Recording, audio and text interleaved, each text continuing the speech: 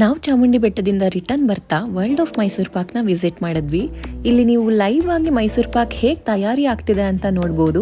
ನೋಡಿ, ಒಂದು ಕಡೆ ತಯಾರಿ ಮಾಡ್ತಿದ್ರೆ, ಇನ್ನೊಂದು ಕಡೆ ಕಟ್ಟಿಂಗ್ ಮಾಡ್ತಿದ್ದಾರೆ, ಇನ್ನೊಂದು ಕಡೆ ಹಿಂದೆ ದೊಡ್ಡ ದೊಡ್ಡ ಮಿಷಿನ್ಸ್ ಅಲ್ಲಿ ಮಿಕ್ಸಿಂಗ್ ನಡೀತಿದೆ. ಇಲ್ಲಿ ಮೈಸೂರು ಪಾಕ್ ಮಾತ್ರ ಅಲ್ಲ, ಬೇರೆ ಬೇರೆ ತರ ವಿಧವಿಧವಾಗಿರೋ ಸಿಹಿ ತಿಂಡಿಗಳನ್ನ, ತಿನಿಸುಗಳನ್ನ ನೀವು ನೋಡ್ಬೋದು. ನೋಡಿ, ಈ ತರ ಡಾರ್ಕ್ ಚಾಕ್ಲೇಟ್ಸು, ಸ್ವೀಟ್ಸು, ಮೈಸೂರು ಪಾಕಲ್ಲೇ ವೆರೈಟಿ ಆಗಿರೋ ಮೈಸೂರು ಪಾಕ್ಸ್ ಇದೆ.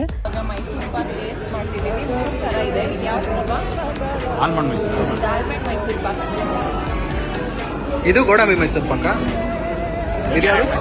ಇದು ಕ್ಯಾರೆಟ್ ಮೈಸೂರು ಪಾಕು. ಇದೆಲ್ಲ ಮೈಸೂರು ಪಾಕ್ ಅಲ್ಲ ಫ್ರೆಂಡ್ಸ್. ಇಲ್ಲಿ ನೋಡಿ, ಇದು ಓಜಿ ಮೈಸೂರು ಪಾಕ್. ಫಸ್ಟ್ ಇದನ್ನೇ ಮಾಡ್ಕೊಟ್ಟಿದ್ದು ಪ್ಯಾಲೇಸ್ ಅಲ್ಲಿ, ಆಮೇಲೆ ಇದೆಲ್ಲ ಉಟ್ಕೊಂಡಿರೋದು.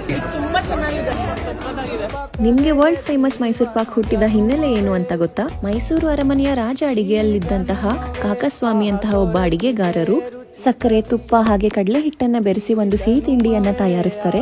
ಮಹಾರಾಜರಿಗೆ ಈ ಸಿಹಿ ತಿಂಡಿಯನ್ನ ಪರಿಚಯಿಸಿದಾಗ ಇದಕ್ಕೆ ಮೈಸೂರು ಪಾಕ್ ಎಂಬ ಹೆಸರು ಬರುತ್ತದೆ.